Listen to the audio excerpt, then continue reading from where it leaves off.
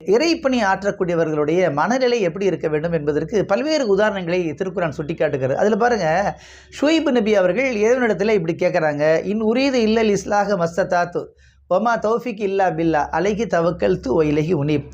என்ன சொல்கிறாங்க அப்படின்னு கேட்டிங்கன்னா, நான் முடிந்தவரை சீர்திருத்தம் செய்வதற்கே நான் விரும்புகிறேன், எல்லாமே அல்லாஹ்வினுடைய உதவியை பொறுத்தே இருக்கின்றன, நான் அல்லாஹ்வை சார்ந்திருக்கின்றேன், அவன் மீதே நான் நம்பிக்கை வைத்திருக்கின்றேன் அப்படிங்கிறாங்க. 4 விஷயம் சொல்கிறாங்க. ஒன்று என்னென்னா, என்னால் முடிஞ்ச வரைக்கும் நான் செய்கிறேன் அப்படிங்கிறாங்க. 2வது, இறைவனுடைய உதவியை எதிர்பார்த்திருக்கிறாங்க. 3வதாக, அல்லாஹ்வை அவர்கள் சார்ந்திருக்கின்றார்கள். 4வது, எந்த விதமான பிரதிபலனும் எதிர்பார்க்காமல் அவர்கள் பணியாற்றக்கூடிய அந்த மனநிலையை இறைவன் சுட்டி காட்டுகிறான். ஆக அன்புக்குரியவர்களே, நம்மால் முடிந்த அளவுக்கு செய்ய வேண்டும், முயற்சி செய்ய வேண்டும்.